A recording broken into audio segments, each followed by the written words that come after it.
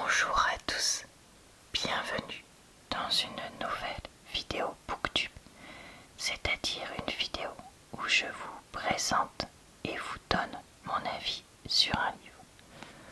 Aujourd'hui, je vais vous parler du livre Marriage for One, vous pardonnerez ma prononciation j'espère, d'Ella Mays, qui est une romance que j'ai lue.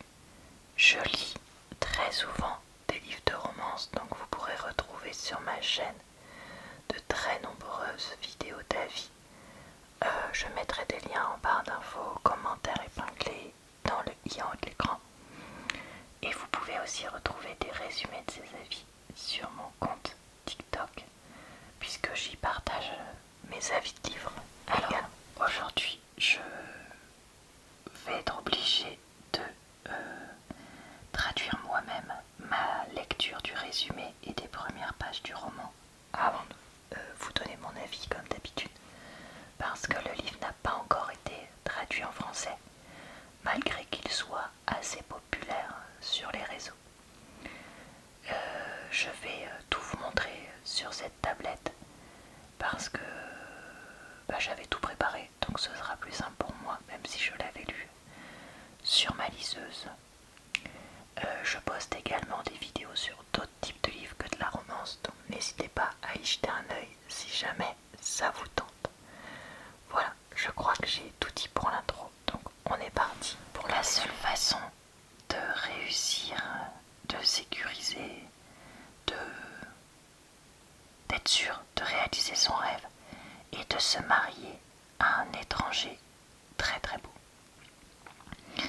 Quand Rose et Jack se rencontrent, elle vient juste de perdre son oncle et avec lui son rêve de posséder un café.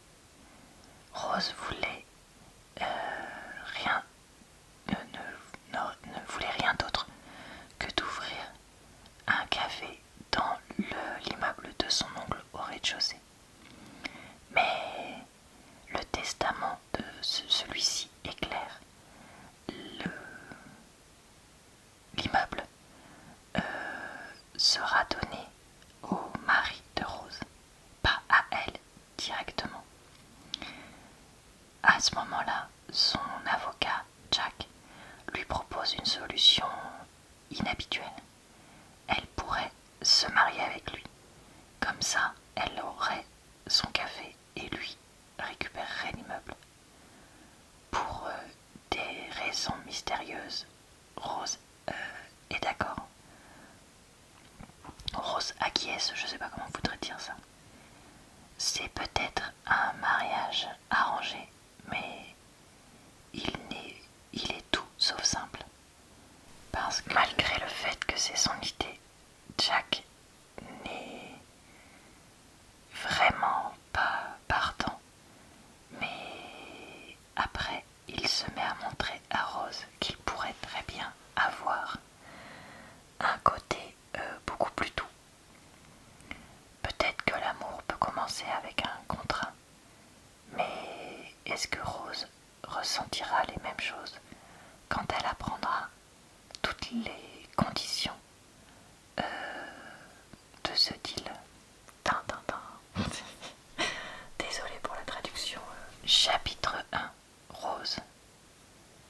Note à moi-même du passé. Ne pas, je répète, ne pas dire oui à la demande en mariage de l'étranger très beau dont tu ne sais rien du tout. Voulez-vous, Rose Colson, prendre pour non, Jack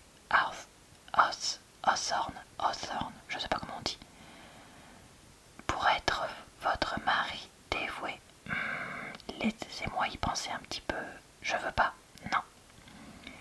Promettez-vous de l'aimer, de l'honorer, de le chérir et de le garder pour aussi longtemps que vous êtes tous les deux vivants.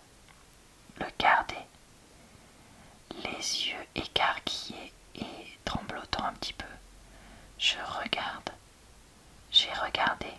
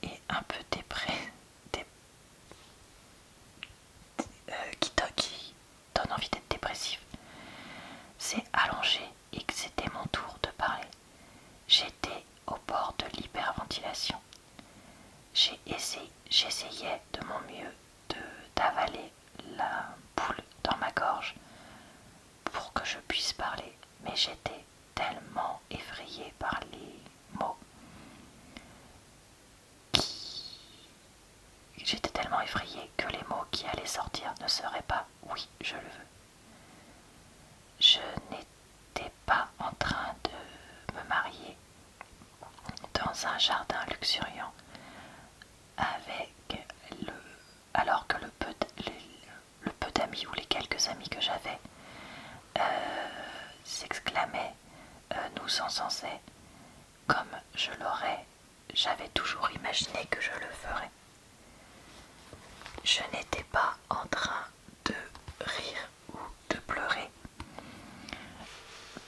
de la joie extrême comme chaque marié lors d'une cérémonie. Je n'avais pas de bouquet de mariage magnifique, juste une simple rose que Jack Hawthorne avait placée dans mes mains sans un mot lorsque nous nous étions retrouvés devant la mairie. Je n'étais même pas en train de porter une robe blanche, sans parler de la robe de mariée de mes rêves. Jack Hawthorne était en train de porter un costume noir, taillé sur mesure, je pense qu'on dirait, qui coûtait probablement 1 an de mon loyer, si ce n'est plus. Alors, je pense que ce n'était pas un costume 3 pièces, mais c'était tout aussi bien. À côté de lui, j'avais l'air plutôt pauvre. Au lieu de porter une magnifique robe de mariée, j'avais sur moi une robe bleue simple, qui était la seule chose que je possédais, qui était chère et appropriée pour cette occasion. Mais elle était quand même pas très chère, hein. Et j'étais à côté du mauvais enfin, je n'étais pas à côté du bon homme, enfin bref, vous avez compris. Un qui ne faisait rien d'autre que froncer les sourcils et grommeler. Et aussi où était comment dire,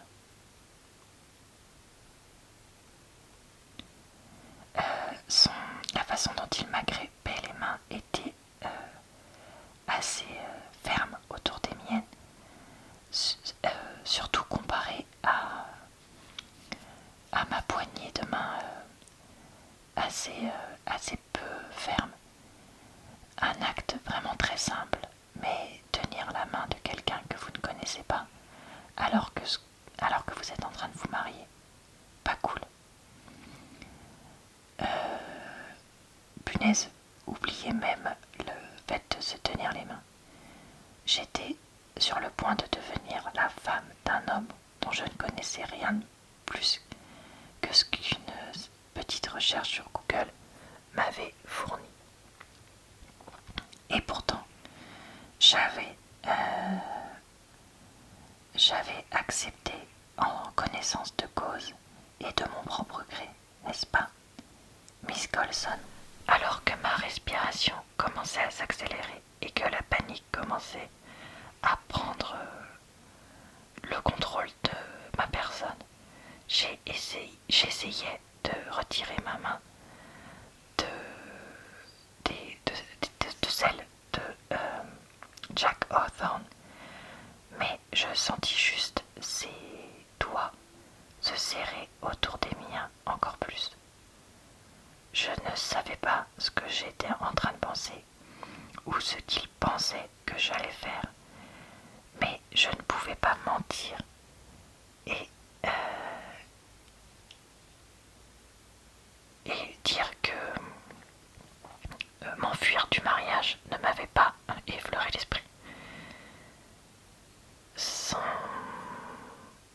Sa poignée de main, je sais pas comment dire, mais le fait de me serrer les mains comme ça contenait un simple avertissement. Et ensuite, cela disparut. Mon regard passa de... comment dire, je jetai un œil à son visage, mais il était en train de regarder droit devant lui, les yeux vers l'officier de mairie.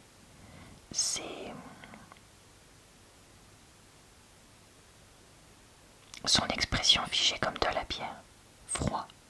Si je pensais avoir vu un muscle de sa mâchoire bouger, mais quand je clignais des yeux, cela avait disparu.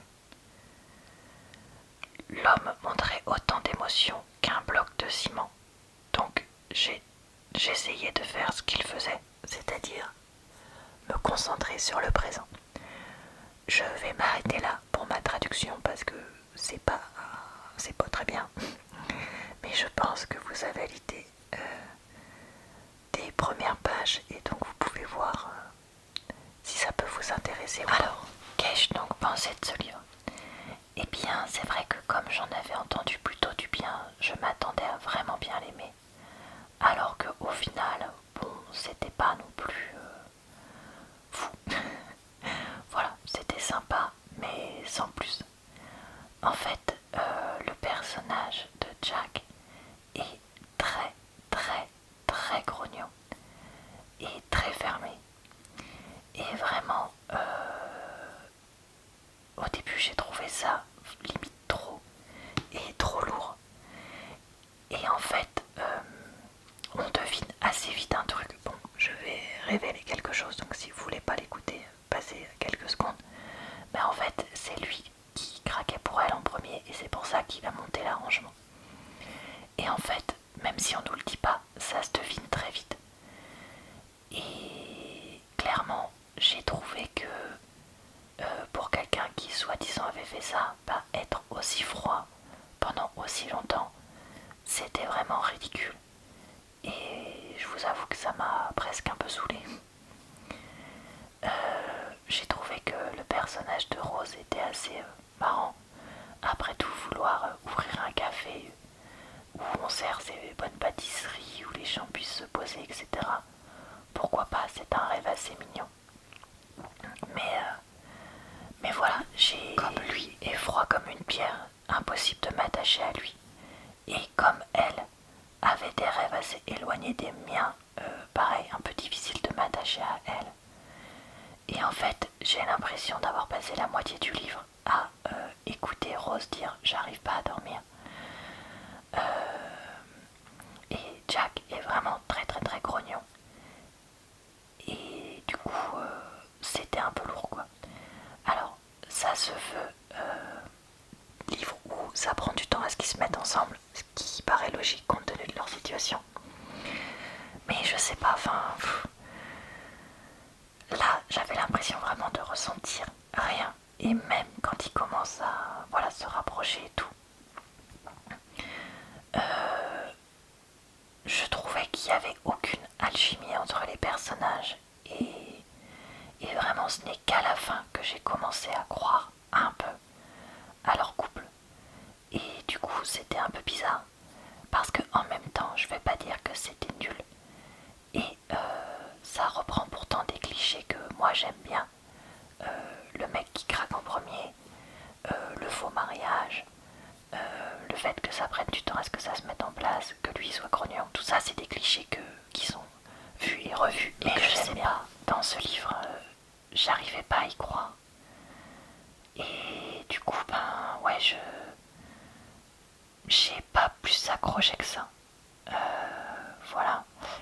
Et c'est un livre avec double point de vue. Ce que je trouve vraiment inadapté pour ce livre. Parce que en fait on nous fait croire pendant très longtemps, dans le point de vue de Jack, que on nous cache des choses exprès. Or si on est dans la tête de quelqu'un, on va pas avoir des choses qui sont cachées comme ça tout le temps.